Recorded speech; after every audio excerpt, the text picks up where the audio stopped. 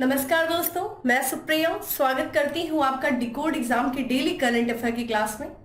दोस्तों, आज हम अपनी करंट अफेयर की क्लास में डिस्कस करेंगे 25 अप्रैल से रिलेटेड करंट अफेयर को। तो चलिए जल्दी से आप सभी लोग सेशन से जुड़ जाइए, सेशन को शेयर करें आप सभी लोग। और जैसा कि मैं उम्मीद कर रही हूँ आप सभी लोग अपने प्रिपरेशन अच्छे से कर रहे होंगे और टेस्ट पेपर भी सॉल्व कर रहे होंगे। अब देखिए टाइम बहुत कम रह गया है, अप्रॉक्स देखा जाए आज से तो कम से कम 90 to 20 डेज। तो इस दौरान अब देखिए जितना कुछ भी आप लोगों ने पढ़ा है उसको अच्छे से रिवीजन करना शुरू कर दीजिए, बाकी साथ में टेस्ट पेपर देते रहिए। चलिए आते हैं अपने सेशन पे और स्टार्ट करते हैं अपनी क्लास को। उसके पहले कहना चाहूंगी कि जल्दी से चैनल को सब्सक्राइब कर लीजिए और बेल आइकन को प्रेस कर लीजिए। इससे आपको चैनल से रिलेटेड हर क्लास की वीडियो का प्रॉपर नोटिफिकेशन मिलेगा और आपकी कोई भी क्लास मिस नहीं होगी। आइए स्टार्ट करते हैं दोस्तों अपनी क्लास। और आज की क्लास में हमारा सबसे पहला प्रश्न है कि निम्न में से कौन सा राज्य जल बजट अपनाने वाला प्रथम राज्य बन गया, यानी कि देश का पहला ऐसा कौन सा राज्य है जिसने जल बजट को अपनाया है। तो ऑप्शंस आप देख रहे हैं, जिन लोग को आंसर पता है वो साथ में कमेंट बॉक्स में आंसर करते रहे दोस्तों। और इसका जो करेक्ट आंसर है वो है केरल, यानी कि बी इसका करेक्ट ऑप्शन है। और बात करते हैं दोस्तों, केरल जो है ये भारत का पहला ऐसा राज्य बन गया है जिसने जल बजट को अपनाया है। और उद्देश्य क्या है जल बजट को अपनाना, जैसा कि गर्मियों में इस राज्य में पानी की बहुत ज्यादा समस्या बढ़ जाती है, तो पानी की कमी की जो समस्या है उस समस्या से निपटने के लिए केरल ने जो है अपनी तरह का ये पहला जल बजट को अपनाया है। जैसा कि यहाँ पे बात करें दोस्तों, राज्य में बहुत सारी नदियां हैं, ठीक है, नावे है, यहाँ पे देखा जाए तो यहाँ पे बैक वाटर है, नदियां हैं, ठीक है, वर्षा की प्रचुरता है। इन सब के भी बावजूद देखा जाए केरल के ऐसे कई सारे हिस्से हैं जहाँ पे गर्मियों के दौरान जो है पानी की कमी हो जाती है। तो एक तरीके से जो है जल बजट वहां पे लाया गया है। और ये जल बजट क्या होगा, तो राज्य में सबसे पहले ये देखा जाएगा कि भाई पानी के जल के संसाधन कौन कौन से, कहाँ कहाँ से हमें जो है पानी उपलब्ध हो सकता है। और फिर बात करेंगे कि जल यहाँ पे दूसरी चीज की आपूर्ति की मांग की, जितना जहाँ है पहले संसाधनों की मांग को देखेंगे और फिर उसके बाद आपूर्ति की मांग की, आपूर्ति का पता ही कहाँ कहाँ से आपूर्ति की जा सकती है, इन सब का पता लगा करके उसके अनुसार सारी चीजें विभाजित किया जाएगा इस बजट के अनुसार। और जिन जिन क्षेत्रों में पानी की समस्या है उन क्षेत्रों में पानी की सप्लाई की जाएगी। ये पूरा जो है जल बजट में ये सारी चीजें तैयार की जाएंगी, ठीक है। तो जल बजट को अपनाने वाला भारत का पहला राज्य दोस्तों केरल है। आइए बात करते हैं केरल की। जैसा कि आप इंडिया का मैप देख रहे हैं और सुदूर जो है दक्षिण में आपको वेस्ट की तरफ यानी कि अरब सागर से लगा हुआ केरल स्टेट दिखेगा। केरल देखिए इसकी अपनी सामुद्रिक सीमा है, अरब सागर से लंबा जो है इसकी तटरेखा है। और बाकी देखा जाए कर्नाटक से और तमिलनाडु से ये अपनी सीमा को साझा करता है। दोस्तों केरल की बात किया जाए तो इसकी जो राजधानी है वो है तिरुवनंतपुरम, ठीक है, तिरुवनंतपुरम जो है वो इसकी राजधानी है। बात करें राज्यपाल की तो आरिफ मोहम्मद खान जो है वो इसके राज्यपाल है और मुख्यमंत्री की पिनराई विजयन जो है वो यहाँ के मुख्यमंत्री है। यहाँ पे भारत की सबसे लंबी झील पाई जाती है जिसका नाम है वेवनाड झील, ठीक है, वेवनाड झील जो कि भारत की सबसे लंबी झील है और वो जो कि केरल में स्थित है। यहाँ के केरल की कुछ महत्वपूर्ण नदियों के बारे में देख लेते हैं क्योंकि नदियों से संबंधित बात भी कर रहे हैं। तो पेरियार जो है, पेरियार नदी है, भरतपुजा, फिर पंबा नदी, ठीक है, चेलियार नदी, चालाकुड़ी नदी, ये सारी जो है केरल की महत्वपूर्ण नदियां हैं जो आपके लिए जरूरी, ठीक है। आइए केरल से संबंधित कुछ और भी करंट अफेयर्स देख लेते हैं जो हमारे लिए जरूरी है। देश का पहला पूरी तरीके से डिजिटल बैंकिंग अपनाने वाला जो राज्य बन गया है दोस्तों वो कौन है, केरल है, ठीक है। वही देखा जाए विश्व का पहला, ध्यान रखिएगा ये विश्व का पहला है, ताड़ के पत्ते का पांडुलिपि संग्रहालय शुरू किया गया कहाँ दोस्तों, केरल में। वही संविधान साक्षरता अभियान शुरू किया गया दोस्तों केरल, ठीक है। और बात करें दोस्तों देश में पहली बार जो है छात्रों को 60 दिनों की मातृ अवकाश की अनुमति दी है, किससे दोस्तों, केरल ने दिया है। तो केरल से संबंधित कुछ और महत्वपूर्ण जो है करंट अफेयर है जो आपके एग्जाम के लिए जरूरी है। आइए बात करते हैं अपने अगले प्रश्न की निम्नलिखित में से कौन सा शहर 2023 में पुरुष हॉकी एशियन चैंपियनशिप ट्रॉफी की मेजबानी करेगा। तो यहाँ पे 2023 में जो पुरुष हॉकी एशियन चैंपियनशिप ट्रॉफी की मेजबानी करेगा कौन सा शहर कर रहा है, ऑप्शंस आप देख रहे हैं। तो दोस्तों इसका जो करेक्ट आंसर है वो है सी, यानी कि तमिलनाडु की जो कैपिटल है चेन्नई, वो क्या करेगा, पुरुष हॉकी एशियन चैंपियनशिप ट्रॉफी की मेजबानी करेगा। बात करते हैं यहाँ पे ये जो पुरुष हॉकी एशियन चैंपियनशिप जो है ट्रॉफी होने वाली है दोस्तों, ये होने वाली है अगस्त में, 3 अगस्त से लेकर के 12 अगस्त तक होगी। जब कहाँ पे आयोजन किया जाएगा, ये किया जा रहा है दोस्तों चेन्नई में, और ये पहली बार है जब इस ट्रॉफी इस चैंपियनशिप की मेजबानी जो है वो भारत के द्वारा किया जा रहा है। इस टूर्नामेंट की दोस्तों बात करें तो ये इस बार जो भारत में आयोजन होने जा रहा है, ये 7वां टूर्नामेंट, 7वां संस्करण होगा इस टूर्नामेंट का, पुरुष हॉकी एशियन चैंपियनशिप का। ठीक है, टूर्नामेंट में देखिए कौन कौन से देश हिस्सा ले रहे हैं। भारत में हो रहा है, भारत ले रहा है, दक्षिण Korea, south Korea, Malaysia, Pakistan, Japan और चीन जो है इस टूर्नामेंट में हिस्सा ले रहे हैं। बात करें दोस्तों अंतरराष्ट्रीय हॉकी प्रतियोगिता की जो मेजबानी लास्ट टाइम की गई थी 2007 में चेन्नई में किया गया था। ठीक है, इंटरनेशनल हॉकी, ठीक है, चैंपियनशिप जो हुई थी वो की गई थी 2007 में आखिरी बार। अब फिर से जो है चेन्नई में आयोजन होने जा रहा है, लेकिन ये पुरुष हॉकी एशियन चैंपियनशिप ट्रॉफी की आयोजन होने जा रहा है। ठीक है, आइए हॉकी से संबंधित कुछ शब्दावली देख लेते हैं, जैसे कि अटैक है, ये सब टर्म्स पूछते हैं कि किस खेल से संबंधित है। अंडर कटिंग है, टैकल बुली है, सेंटर पास है, क्रॉस ड्रिबल है, फ्लिक है, स्कूप, ठीक है, स्ट्राइकर, ये सब जो है हॉकी से संबंधित कुछ शब्दावलियां हैं। आइए बात करते हैं दोस्तों चेन्नई से रिलेटेड कुछ और भी तथ्य है कि अभी हाल ही में एक रिपोर्ट आई थी, उस रिपोर्ट में ये बताया गया था कि महिलाओं को रोजगार देने के मामले में जो सबसे शीर्ष में जो भारतीय शहर है दोस्तों, वो भी कौन है, चेन्नई। ठीक है, तो चेन्नई की बात किया जाए तो ये हाईएस्ट रेट है वुमेन एम्प्लॉयमेंट, ठीक है, जनरेट करने वाला, तो ये ध्यान रखिएगा चेन्नई से संबंधित है। अब बताइए इस साल जो अंतरराष्ट्रीय हॉकी प्रतियोगिता हुई थी उसकी मेजबानी कहाँ की गई थी, किस देश के द्वारा किया गया था, कमेंट बॉक्स में आंसर करिए।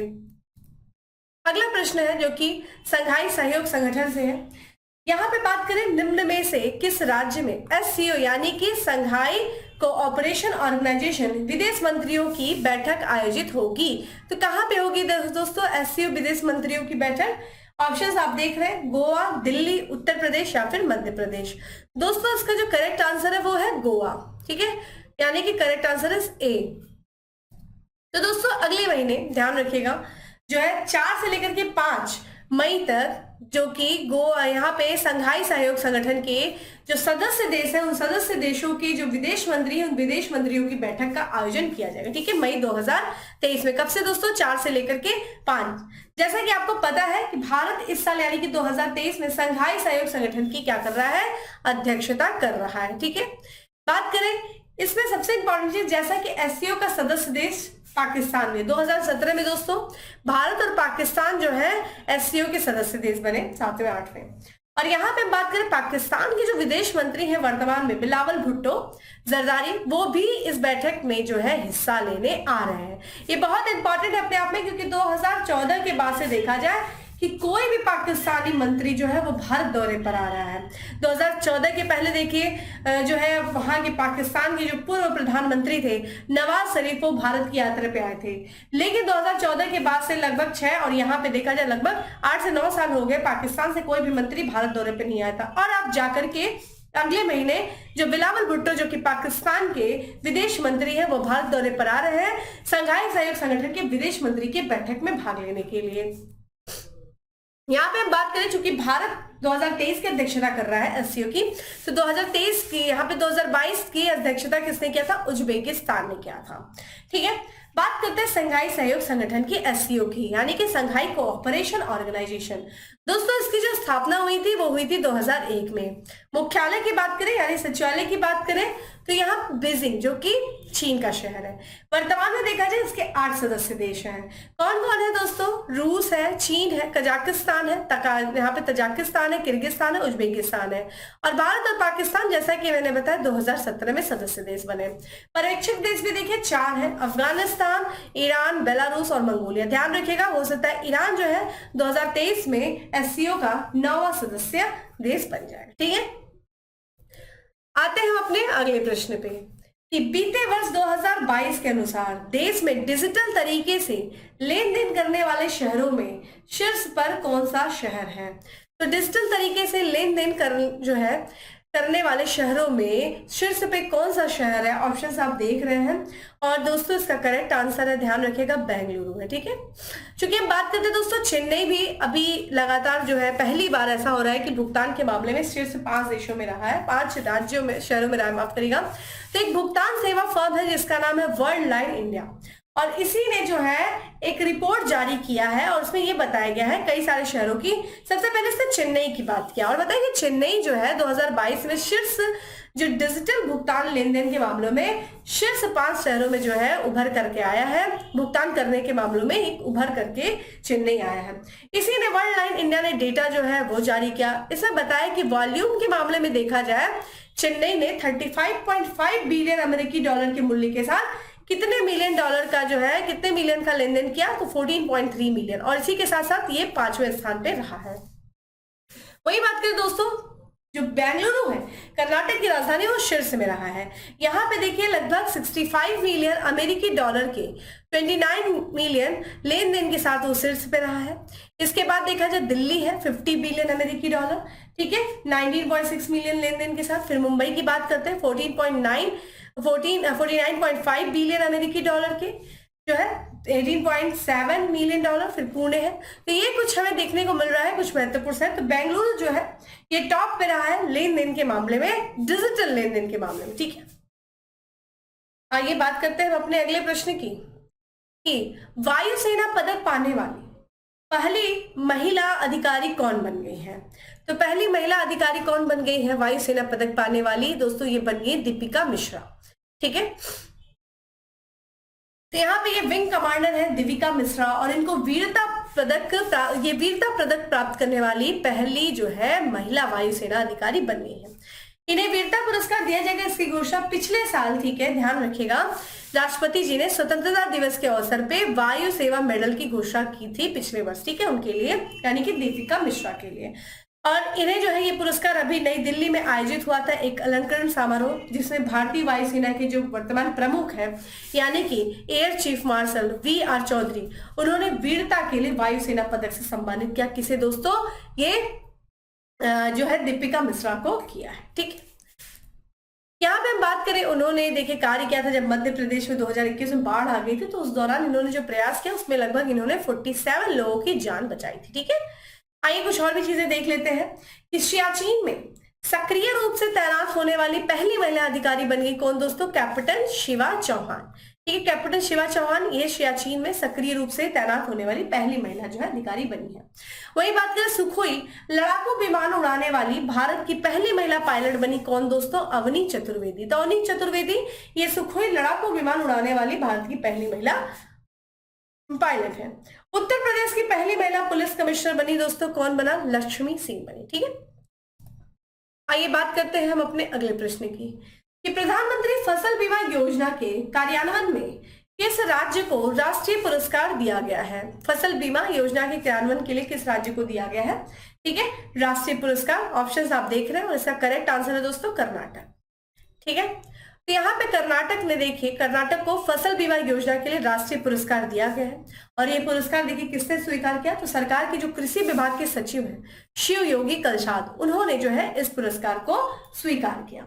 यहाँ पे देखिए ये जो पुरस्कार है छत्तीसगढ़ में देखा जाए एक राष्ट्रीय सम्मेलन हुआ था और उसी दौरान जो है कर्नाटक को जो प्रधानमंत्री फसल बीमा योजना है उसको लागू करने में इसने अग्रणी जो है राज्य के रूप में इसे मान्यता दिया गया है कर्नाटक को। यहाँ पे कृषि विभाग के जो अधिकारी हैं उन्होंने ये बताया कि 2018 से जो लंबित दावे थे उन दावों को 5.66 लाख किसानों के लिए 687.4 करोड़ रुपए की राशि का निपटान किया गया था। यहाँ पे इसके क्रियान्वयन के लिए जो कर्नाटक में जो राष्ट्रीय सूचना विज्ञान केंद्र है उसके सहयोग से कर्नाटक ने देखिए बनाए गए संरक्षण नामक, ध्यान रखिएगा, एक राज्य के द्वारा डिजाइन किया हुआ है और विकसित एक पोर्टल है और इसी के माध्यम से, इस संरक्षण नामक पोर्टल के माध्यम से कर्नाटक ने प्रधानमंत्री फसल बीमा योजना को क्रियान्वयन जो है वो किया जा रहा है, ठीक है। और इसके क्रियान्वयन के लिए जो है इसको पुरस्कार दिया गया कर्नाटक को, ठीक है। आइए बात कर लेते हैं और भी कुछ तथ्यों की कि जैसे कि जग मिशन में वर्ल्ड हैबिटेट अवार्ड 2023 जीता, किस राज्य ने जीता है दोस्तों, उड़ीसा ने जीता है। तो जग मिशन देखिए उड़ीसा का है और इसके मिशन जो है उड़ीसा के ये जो मिशन है इसको वर्ल्ड हैबिटेट अवार्ड प्रदान किया गया है। वही बात करें आपदा प्रबंधन में उत्कृष्ट कार्य करने के लिए सुभाष चंद्र बोस आपदा प्रबंधन पुरस्कार 2023 दिया गया, किसे, उड़ीसा को और मिजोरम को। अगला है राज्य की पुलिस के निजात अभियान को, ठीक है, NAACP 2022 पुरस्कार दिया गया किसे दोस्तों? छत्तीसगढ़ को। ठीक है, तो निजात अभियान किसके? तो ये छत्तीसगढ़ का ये निजात अभियान था, छत्तीसगढ़ राज्य पुलिस का ये निजात अभियान है और इसके लिए ठीक है IACP जो है पुरस्कार दिया गया है। आइए बात कर लेते हैं दोस्तों कर्नाटक की। दोस्तों कर्नाटक की बात किया जाए तो इसका जो गठन हुआ था 1 नवंबर 1956 में हुआ था। इसकी जो राजधानी बेंगलुरु, और बेंगलुरु को दोस्तों हम क्या कहते हैं? भारत का सिलिकॉन वैली के नाम से जानते हैं। राज्यपाल की दोस्तों बात किया जाए तो थावरचंद गहलोत जो है वो यहाँ के राज्यपाल हैं और मुख्यमंत्री हैं बसवराज मुंबई। यहाँ पे राष्ट्रीय उद्यान देखिए बांदीपुर वन्यजीव अभ्यारण्य है, नागरहोल राष्ट्रीय उद्यान है, मधुमलाई राष्ट्रीय उद्यान है। झील देखिए कौन कौन सी है? उलसूर झील है, पंपा सरोवर है। नदियां देखिए कौन कौन सी है कर्नाटक में? कृष्णा है, कावेरी है, तुंगभद्रा है, अर्कावती है, श्रावस्ती, मालप्रभा, हेमावती। तो ये कुछ प्रमुख नदियां हैं और ये कर्नाटक से संबंधित कुछ तथ्य हैं जो आपके लिए जरूरी है। आइए बात करते हैं अगले प्रश्न की कि 8वीं भारत थाईलैंड रक्षा वार्ता कहाँ आयोजित हुई है? तो ये 8वीं जो है भारत थाईलैंड रक्षा वार्ता कहाँ आयोजित की गई दोस्तों? ऑप्शंस आप देख रहे हैं और इसका जो करेक्ट आंसर है ठीक है ये देखा जाए तो ये बैंकॉक, यानी कि जो थाईलैंड की राजधानी बैंकॉक, वहां पे जो है 8वीं भारत थाईलैंड रक्षा वार्ता का आयोजन किया गया है। तो ये बैंकॉक में आयोजित हुआ है दोस्तों और यहाँ पे जो ये अध्यक्षता किया गया है वो रक्षा मंत्रालय की में जो विदेश सचिव है जिनका नाम है निवेदिता शुक्ला, और वर्मा थाईलैंड के जो रक्षा उपस्थायी सचिव हैं, सचिव जनरल जिनका नाम है दोस्तों ठीक है नुचित श्री बुनशोंग ने इस बैठक की सह अध्यक्षता की है। ठीक है, यहाँ पे बात करें दोनों देशों के बीच दोस्तों रक्षा सहयोग की समीक्षा की और यहाँ पे जो द्विपक्षीय संबंधों को और मजबूत करने के लिए नए पहलों का पता लगाया है इस बैठक के दौरान में। दोस्तों यहाँ पे हम बात करें जब भारत आजाद हुआ तो जिन देशों ने भारत के साथ राजनयिक संबंध स्थापित किए पहले, उसमें से उन पहले देशों में से थाईलैंड भी था। तो थाईलैंड ने देखिए भारत के साथ 1947 में ही राजनयिक संबंध स्थापित किए थे। आइए बात करते हैं थाईलैंड की। ठीक है, जो कि यहाँ पे साउथ ईस्ट एशिया का देश है और आप यहाँ पे जो है थाईलैंड का देख सकते हैं। तो देखिए थाईलैंड से जो सीमा लगा रहा है म्यांमार, जिसको पहले बर्मा के नाम से जानते थे, फिर लाओस है। ठीक है, उसके बाद अगर हम बात करें दोस्तों किसकी, यहाँ पे कंबोडिया। ठीक है, यहाँ पे देखिए थाईलैंड की जो कैपिटल है दोस्तों वो है बैंकॉक। ठीक है, बैंकॉक जो है वो इसकी कैपिटल है और यहाँ पे जो इसकी मुद्रा है वो बात है। प्रधानमंत्री देखिए कौन है? प्रत्युत चान ओचा जो है वो यहाँ के प्रधानमंत्री और राज्य के प्रमुख राजा विजारलोंगकोर जो है वो यहाँ के जो है राज्य के प्रमुख है। यहाँ पे देखिए ये आपको गल्फ ऑफ जो है थाईलैंड देखने को मिल रहा है, मलेशिया से अपनी सीमा को लग रहा है और ये ओशन ठीक है इंडियन ओशन से अपनी सीमा को ये साझा करता है। ठीक है, ये चीज आप ध्यान रखिएगा।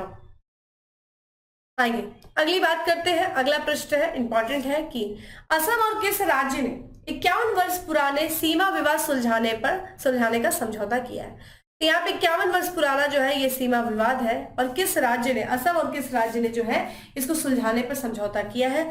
ऑप्शंस देख सकते हैं। करेक्ट आंसर इज दोस्तों क्या है? अरुणाचल प्रदेश। ठीक है, आइए बात करते हैं। तो अभी हाल फिलहाल में दोस्तों जो है असम और अरुणाचल प्रदेश के बीच में जो बहुत समय से यानी कि कहा जाता है 1972 से लेकर के एक सीमा विवाद चल रहा था। ठीक है, और उस सीमा विवाद को जो है सुलझाने के लिए एक समझौता किया गया। ध्यान रखिएगा ये जो समझौता हुआ है केंद्रीय गृह और सहकारिता मंत्री अमित शाह उनकी उपस्थिति में हुआ है, 20 अप्रैल को हुआ है 2023 को।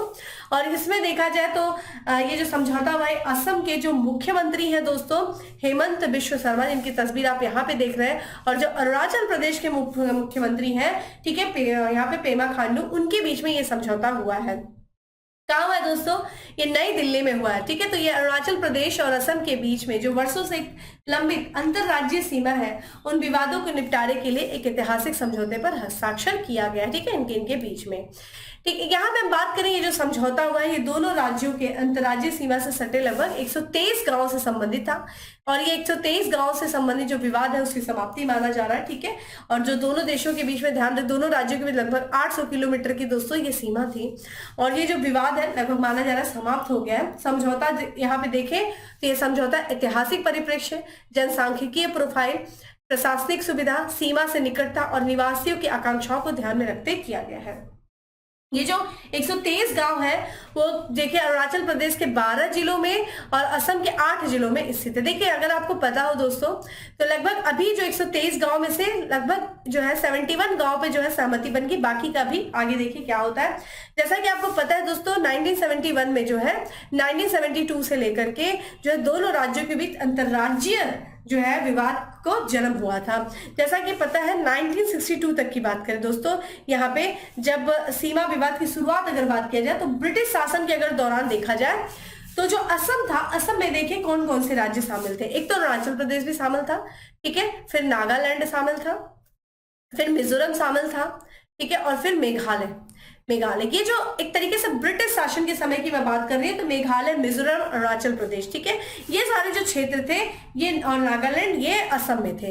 आगे चल करके जब राज्यों का विभाजन हो रहा था तो सबसे पहले 1963 की मैं बात करूं दोस्तों तो यहाँ पे जो नागालैंड है वो अलग होकर के एक नया राज्य बन जाता है। और फिर आगे चल करके 1972 की बात करें दोस्तों तो अरुणाचल प्रदेश, मिजोरम और फिर मेघालय जो है ये अलग होकर के अपना राज्य बनाते हैं। पहले तो शुरू में केंद्र शासित प्रदेश होते हैं, फिर जो है राज्य बनते हैं। तब से लेकर के 1972 में जब ये सीमा अलग होती है तो तब से उस सीमा के बंटवारे को लेकर के असम और अरुणाचल प्रदेश के बीच में विवाद चला था, जिसका निपटान अभी चूंकि 123 गांवों को लेकर के था, जिसमें से 8 जो है 12 जिलों में जो है गांव फैले थे और 8 जिलों में जो है असम के 8 जिलों में ये गांव फैले थे। तो उसमें से लगभग माना जा रहा है कि कुछ गांव पे सहमति हो गई, यानी कि 71 गांव, बाकी जो शेष बचे हुए हैं उन पर अभी सहमति होनी बाकी है, ठीक है। तो 49 गांव अभी बचे हुए, देखते हैं क्या होता है आगे।